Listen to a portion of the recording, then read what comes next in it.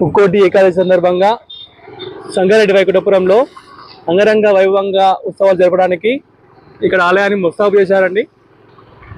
సంగారెడ్డి పట్టణంలో శ్రీ వైకుంఠపురం కలియుగ వైకుంఠ క్షేత్రం, తిరుపతి తర్వాత రెండో తిరుపతి. ఉత్సవాలు చాలా ఘనంగా అవుతాయి. వివిధ జిల్లాల నుంచి కూడా, భాషల నుంచి కూడా పబ్లిక్ అందరూ కూడా వస్తుంటారు, భక్తులందరూ.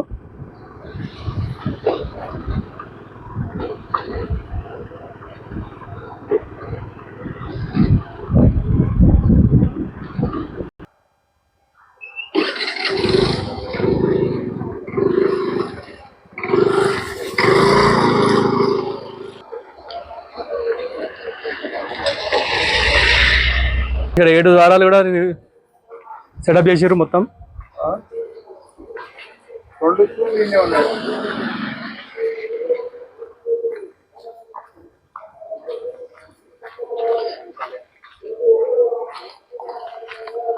ఫుల్ రష్ ఉంటుంది ఆ రోజు అయితే. పబ్లిక్ అయితే చాలా మంది ఉంటారు. దర్శనానికి మినిమం 4 గంటల సమయం అయితే పడుతుంది. ఇదంతా భక్తుల క్యూ లైన్ అండి.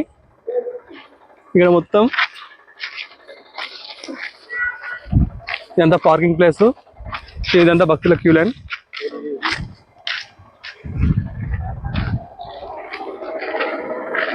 ఇక్కడంతా పార్కింగ్ ప్లేస్ అండి, వెహికల్స్ పార్కింగ్ ప్లేస్. ఇదంతా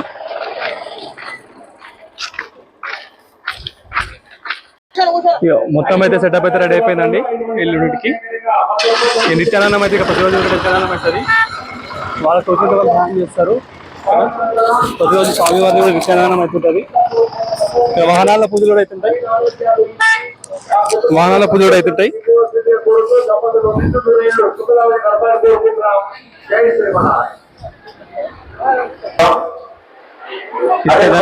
ఇది నిత్యానందం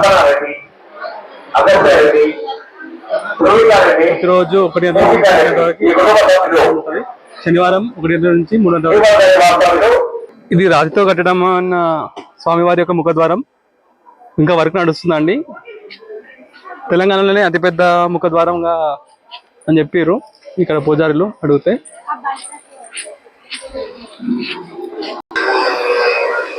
స్వామివారి యొక్క ముఖ మండపం ఇప్పుడు స్వామివారి యొక్క గుడి అయితే బంద్ చేసి ఉంది. టైమింగ్స్ మళ్ళీ 3 గంటలకు ఓపెన్ చేస్తారు గుడి. వర్క్ అయితే నడుస్తుంది. రేపటి యొక్క వర్క్ అయితే నడుస్తుంది. వీళ్ళందరూ వర్క్ చేస్తున్నారు. రేపటి ఏకాదశి సందర్భంగా అందరూ కష్టపడి వర్క్ చేస్తున్నారు. ఉత్సవాలకు ఏర్పాటు చేస్తున్నారు. ధనుర్మాస ఉత్సవాలు కూడా. స్వామివారి ఎదురుగానే హనుమాన్ మందిరం ఉంటుంది.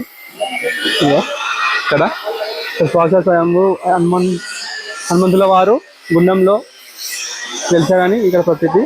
మొక్కి ముడుపులో కట్టుకుంటే ఏ ముక్కు అయినా నెరవేర్తాయని ఇక్కడ భక్తుల యొక్క నమ్మకం.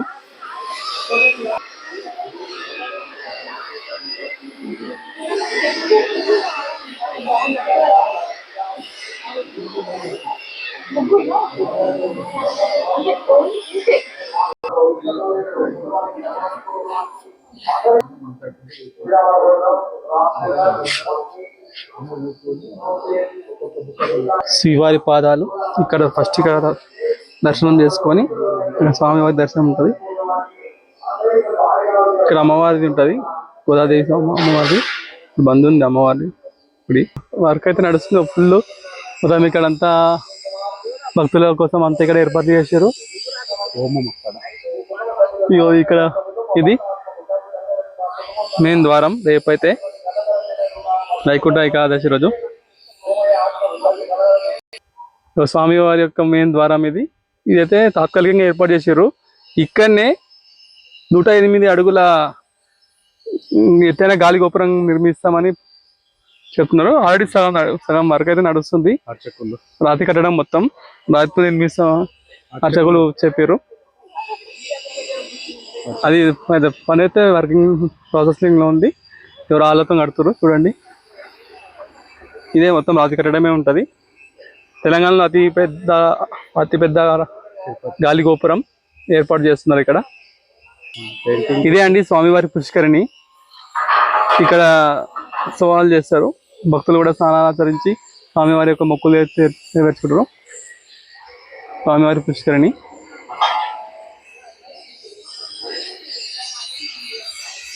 ఇక్కడికి స్వామివారికి 4 ద్వారాలు ఉన్నాయి. ఒకటి ఇక్కడ left, east, west, north, south.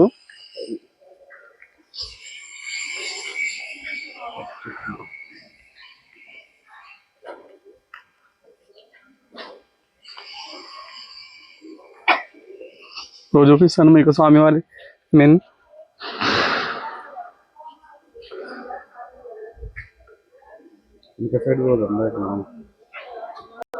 భక్తుల కొంగు బంగారమైన శ్రీ స్వామివారు వైకుంఠ ఏకాదశి రోజు తర్వాత దర్శనం ఇస్తారు.